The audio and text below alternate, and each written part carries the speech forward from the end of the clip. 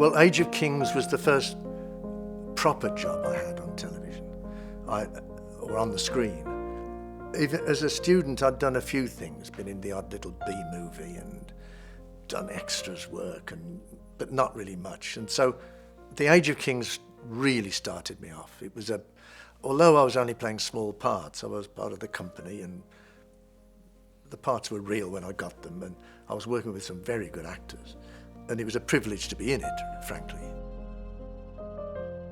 There was a permanent company, and I was one, where you're a spear one week and you have a small part the next. But then there was sort of guest actors to play the big parts. I mean, Sean Connery came in to do Hotspur. Robert Hardy was Henry V. Eileen Atkins was in it. Judi Dench was in it. I mean, it was a cast you couldn't 10 years later have afforded, and quite a big company. But in the permanent company, I got to know Pat Garland and Frank Windsor especially. I think Frank Windsor and I were sitting around a fire just before Agincourt, and I think Tim Hardy came round and had a chat with us, and I think we had a few lines. I can't remember anything else. I think I was a messenger or so. I used to come in and bring bad news or good news, and I used to have to run on and say my lines. But no, I mean, it's a long time ago. It was just like any other television drama of the day. You go to an outside rehearsal room, and then you have a couple of days in the studio.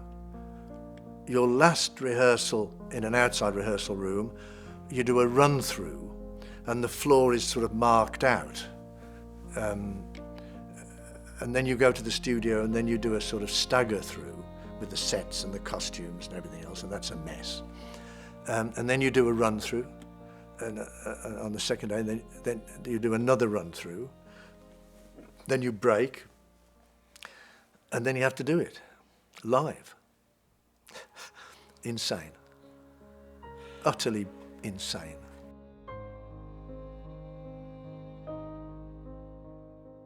The assistant floor manager was there with what's called a cut key, which meant that if you dried, you were supposed to just hold it. The AFM presses the cut key, which leaves an atmospheric sound being transmitted, but no dialogue. He or she will then clearly give you your prompt line, release the cut key, and you carry on. It's a bit like getting a prompt in the theatre. But millions are watching as you do it.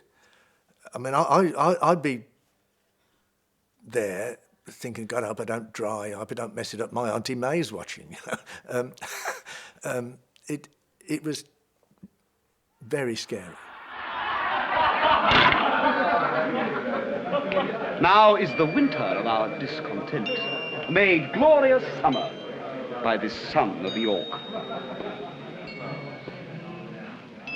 And all the clouds that lowered upon our house, in the deep bosom of the ocean buried. Now are our brows bound with victorious wreaths, our bruised arms hung up for monuments, our stern alarums changed to merry meetings, our dreadful marches to delightful measures. Grim-visaged war hath smoothed his wrinkled front, and now, instead of mounting barbed steeds to fight the souls of fearful adversaries, he capers nimbly in a lady's chamber to the lascivious pleasing of a lute. It's utterly stupid, in my view. And as soon as the technology got more advanced, I wanted to stop it. But other people argue that, like the theatre, there's an adrenaline rush and a continuity of performance, and that it helps. I think they're wrong. This royal throne of kings, this sceptred isle, this earth of majesty, this seat of Mars, this other Eden, demi-paradise, this fortress built by nature for herself against infection and the hand of war, this happy breed of men, this little world, this precious stone set in the silver sea, which serves it in the office of a wall or as a moat defensive to a house against the envy of less happier lands, this blessed plot, this earth, this realm, this England.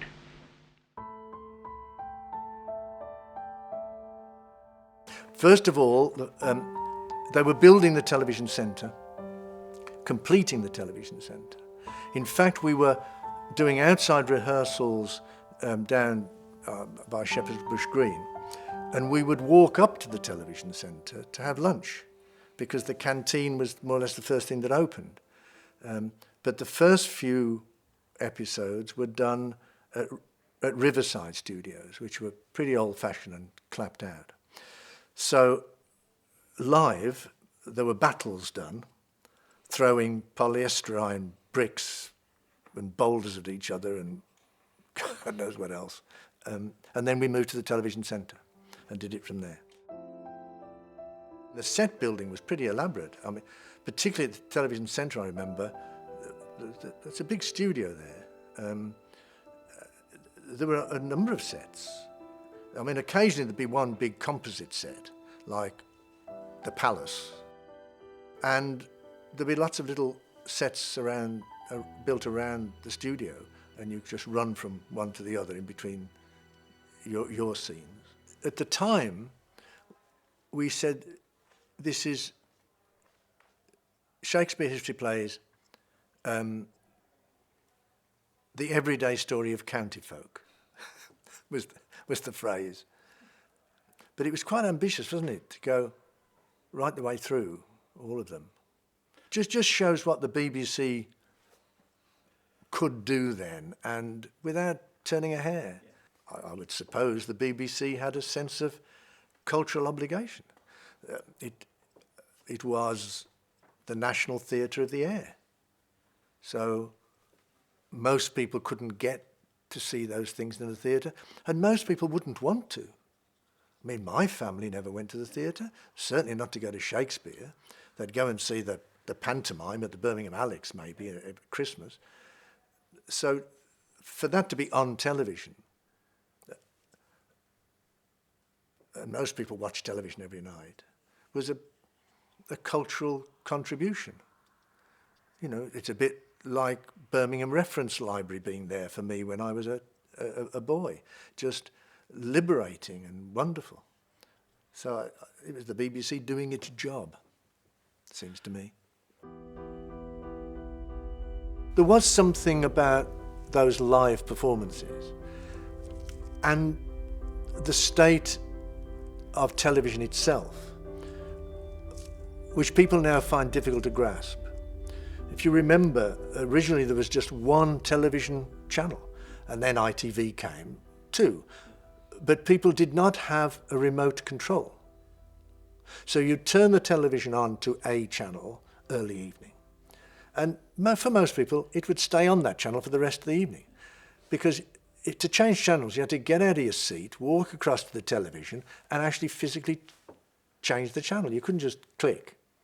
So people were watching things that they wouldn't normally have watched.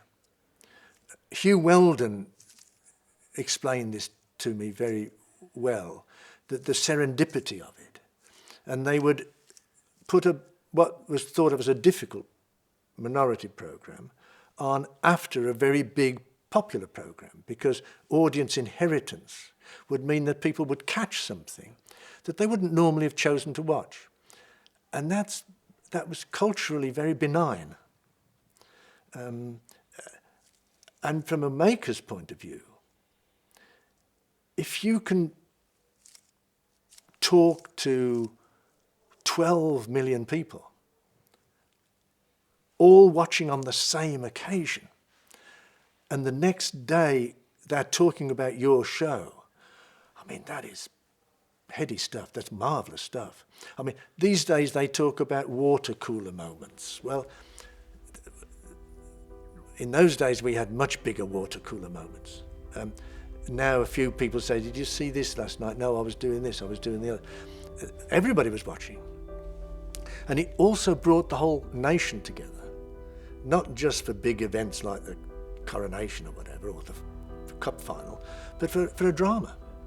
And it was cohesive.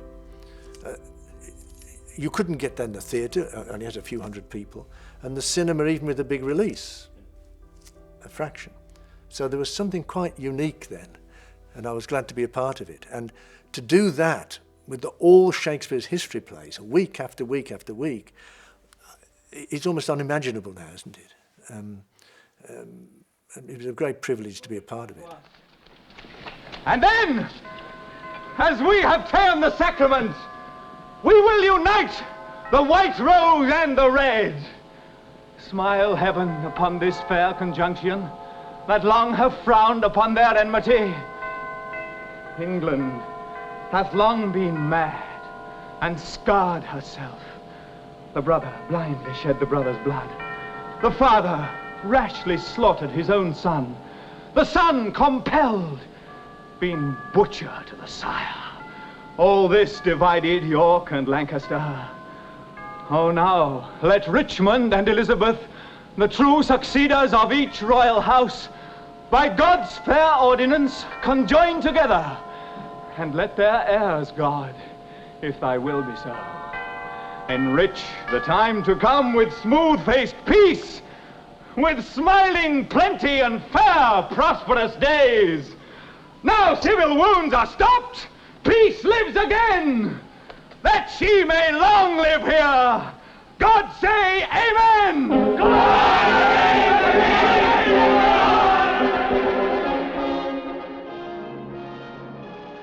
Acting, if you're in a good piece with some good people, is it's difficult to describe what a wonderful feeling it is.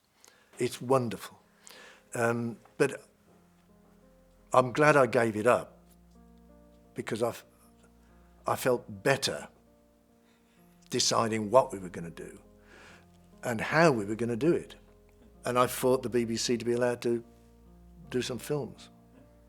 I also moved away from Age of Kings, I suppose, which was theatre on television. And I've spent my life fighting, really, against writing,